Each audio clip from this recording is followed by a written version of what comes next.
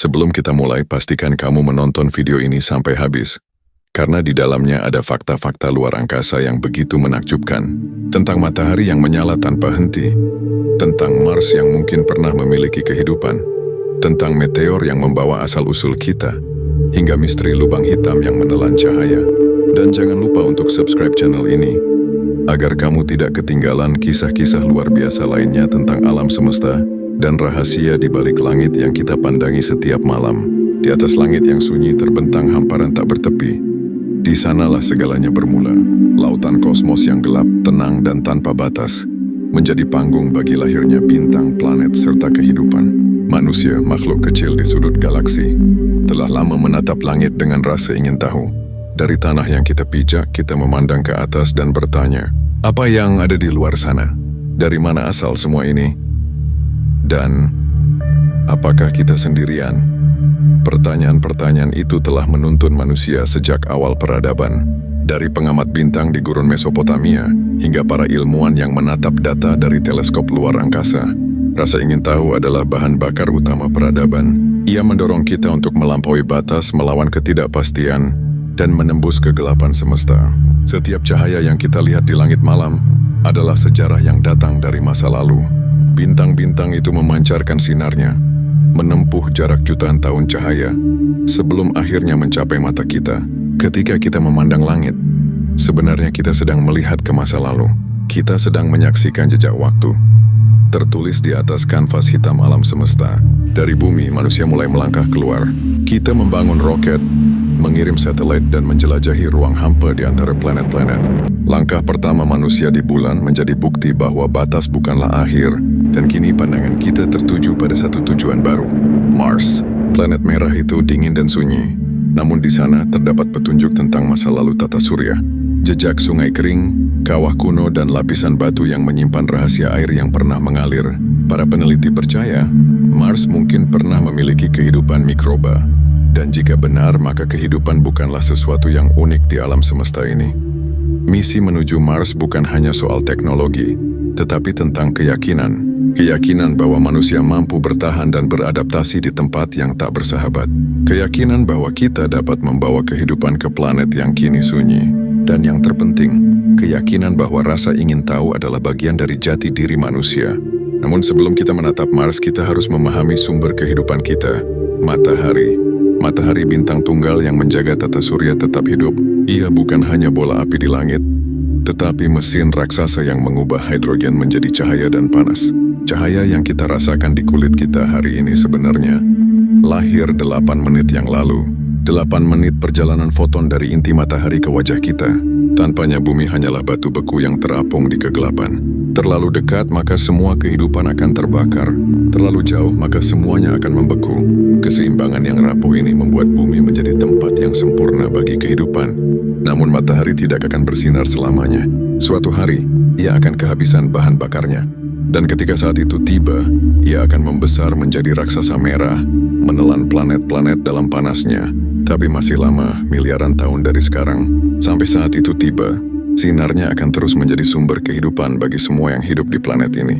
Dari matahari kita berpindah ke pengembara-pengembara kecil yang melintasi langit malam, meteor. Setiap kali kita melihat garis cahaya melintas di langit, kita menyebutnya bintang jatuh. Namun sesungguhnya, itu hanyalah batu kecil dari luar angkasa yang terbakar di atmosfer bumi. Mereka datang dari masa lalu tata surya. Dari sisa-sisa pembentukan planet, beberapa di antaranya jatuh ke bumi sebagai meteorit, membawa unsur-unsur kimia yang sama dengan yang membentuk kehidupan. Para ilmuwan menemukan bahwa beberapa meteorit mengandung asam amino, bahan dasar DNA. Dari sana muncul teori bahwa mungkin kehidupan di bumi berasal dari luar angkasa, bahwa benih kehidupan dibawa oleh batu-batu kecil dari langit, dan menumbuhkan dunia yang kita kenal sekarang. Dan jauh melampaui orbit planet-planet, ada rahasia yang lebih besar, lebih gelap, dan lebih misterius, lubang hitam, sebuah tempat di mana gravitasi begitu kuat, hingga tidak ada yang bisa lolos darinya. Bahkan cahaya sekalipun, lubang hitam terbentuk ketika bintang raksasa mati, dan runtuh ke dalam dirinya sendiri. Semua masanya terkumpul di satu titik yang disebut singularitas. tempat di mana ruang dan waktu berhenti bekerja seperti yang kita pahami. Bagi manusia, lubang hitam adalah simbol misteri tertinggi alam semesta. Kita tidak bisa melihatnya secara langsung, hanya bayangan gelapnya di antara bintang-bintang.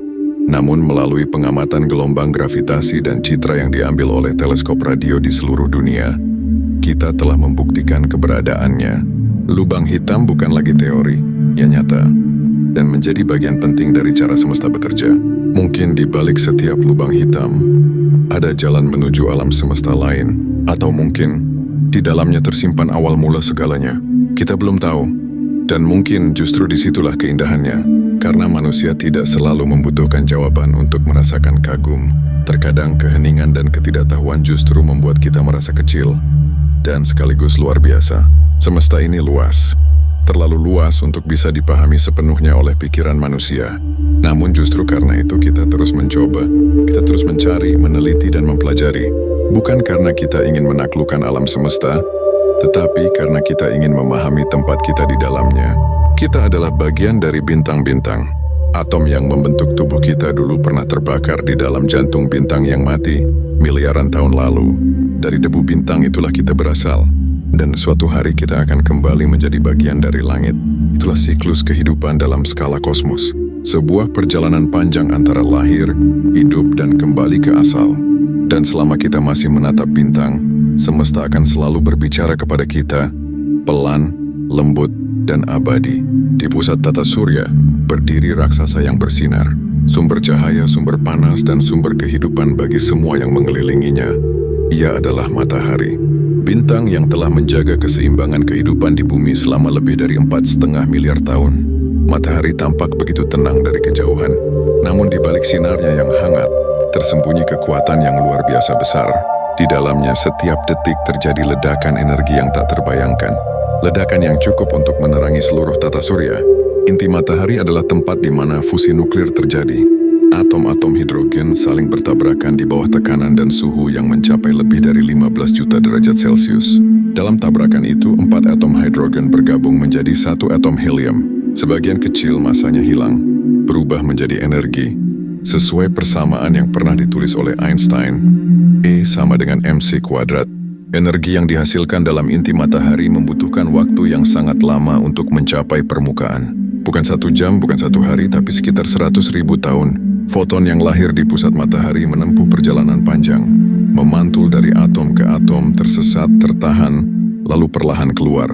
Dan ketika akhirnya ia berhasil lolos, cahaya itu menempuh ruang sejauh 150 juta kilometer dalam 8 menit untuk tiba di bumi. Cahaya itu menghangatkan kulit kita, menumbuhkan tanaman, memberi energi bagi kehidupan, dan memberi waktu bagi bumi. Karena dari sinarnya manusia mengenal siang dan malam. Tanpa matahari tidak ada kehidupan, tanpa cahaya tidak ada fotosintesis, tanpa panas tidak ada air cair, dan tanpa energi tidak ada napas kehidupan di planet manapun. Namun di balik keindahannya, matahari juga menyimpan bahaya. Kadang di permukaannya terjadi ledakan besar yang disebut semburan matahari atau solar flare.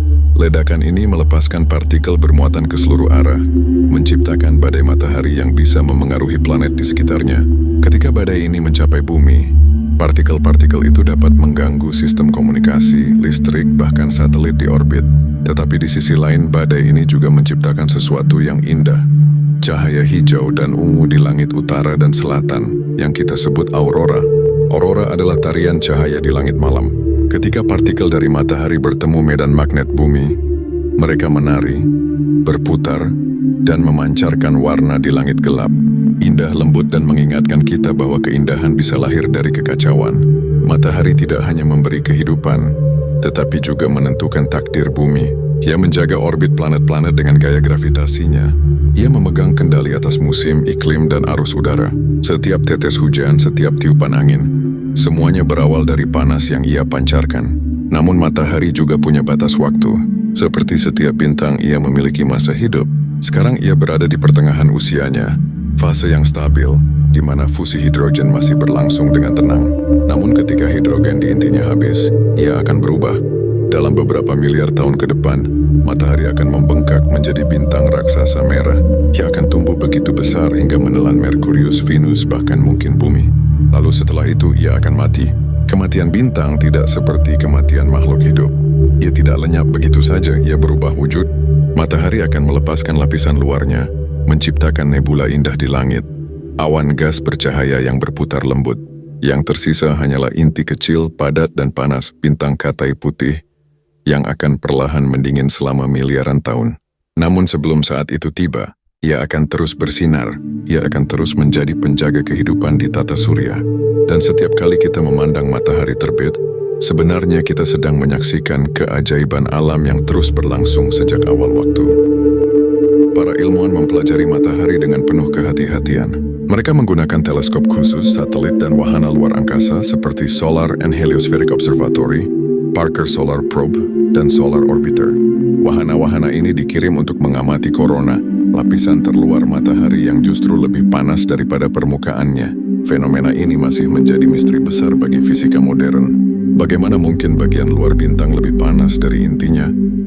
Pertanyaan itu masih menunggu jawaban.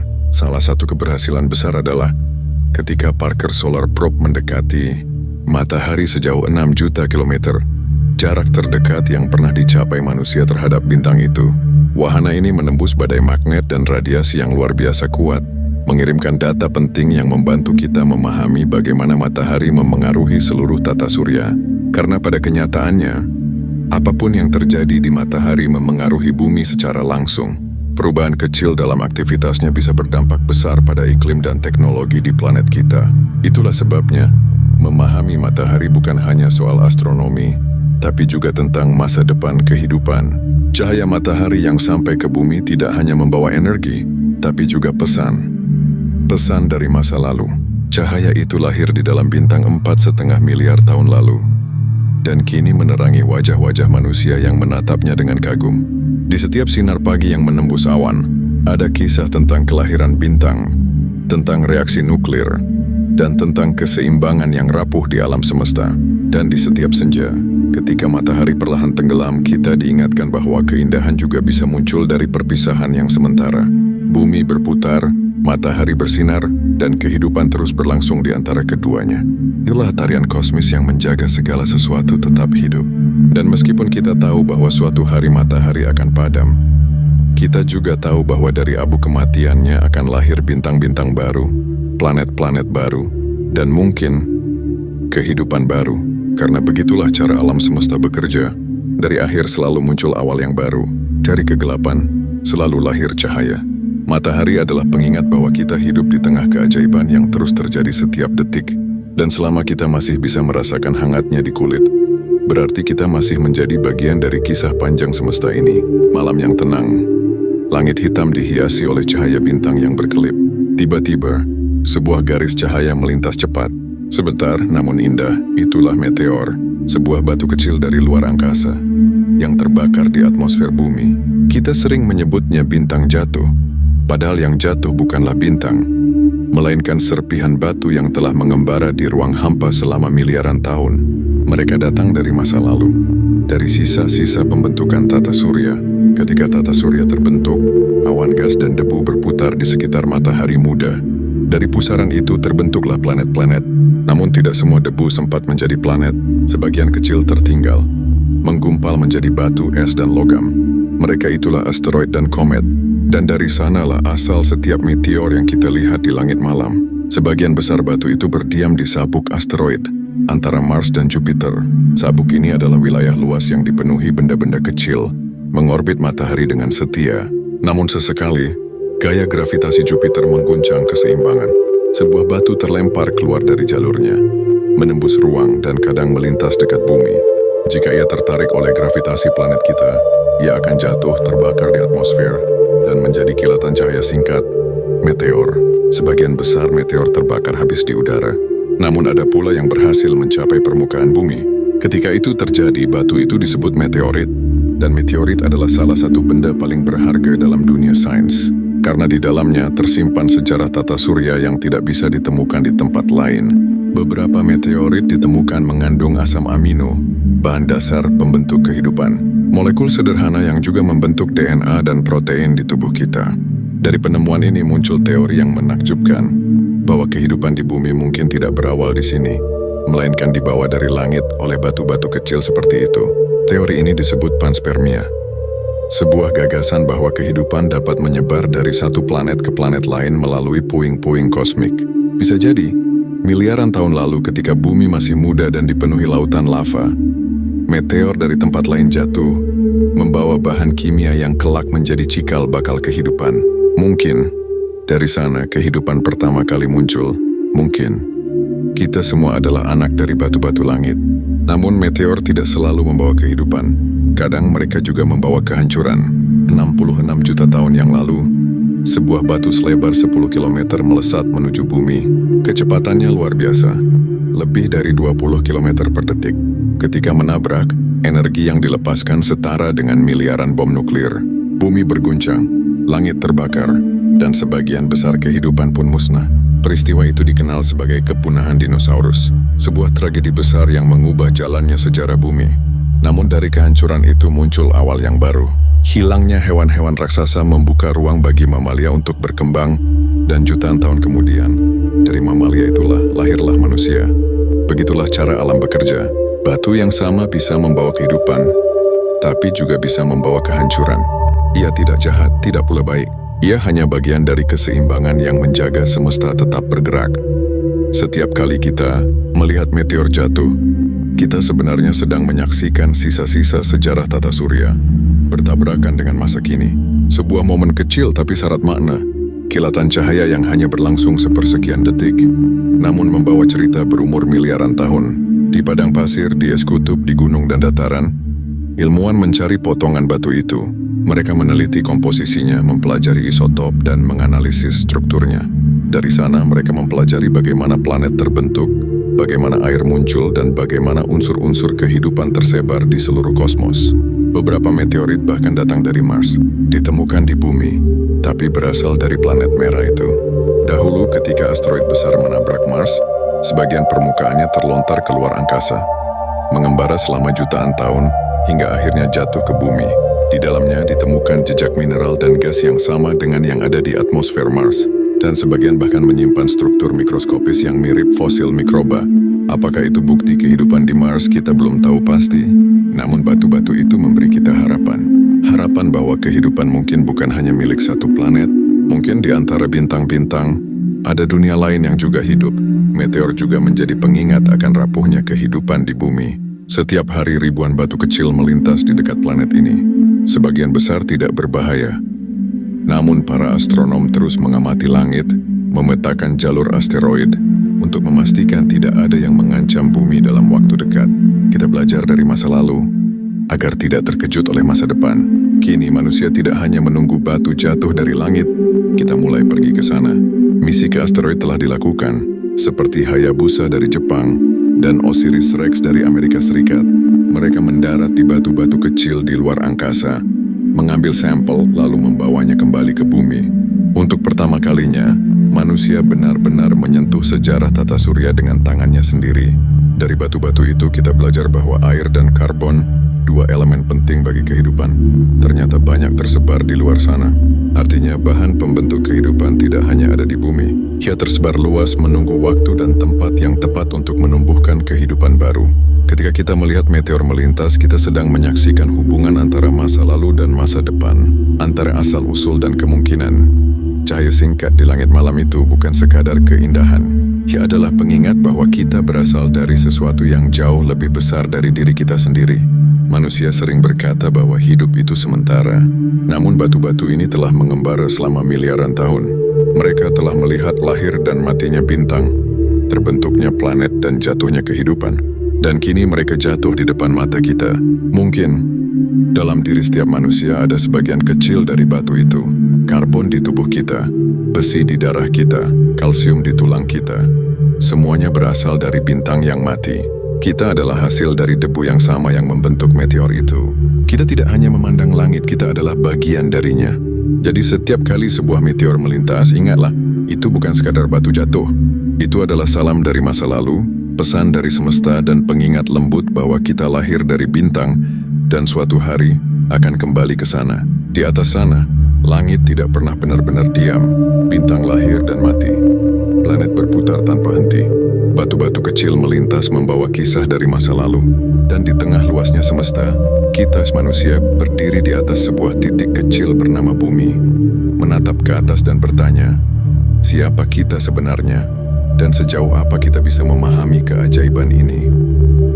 Dari perjalanan para peneliti ke Mars, dari panas matahari yang memberi kehidupan, dari meteor yang membawa jejak asal-usul kita, hingga lubang hitam yang menyembunyikan rahasia waktu, semuanya mengajarkan satu hal, bahwa kita adalah bagian dari alam semesta yang luar biasa besar, dan setiap atom di tubuh kita berasal dari bintang yang pernah bersinar jutaan tahun lalu. Semesta bukan hanya tempat kita tinggal, semesta adalah bagian dari diri kita. Dan perjalanan memahami alam semesta adalah perjalanan memahami siapa kita sebenarnya. Jika kamu merasa kagum, merasa kecil namun juga penuh rasa ingin tahu, itulah tanda bahwa kamu telah tersentuh oleh kebesaran ciptaan di atas sana. Jangan berhenti di sini. Masih banyak kisah luar biasa lainnya yang menunggu untuk kamu temukan. Jadi jangan lupa untuk subscribe channel Cerita Fakta Unik agar kamu tidak ketinggalan cerita-cerita menakjubkan berikutnya tentang ruang angkasa, waktu, dan misteri yang tersembunyi di balik bintang-bintang. Karena setiap cerita di langit menyimpan fakta unik yang siap membuka matamu tentang betapa luar biasanya semesta ini.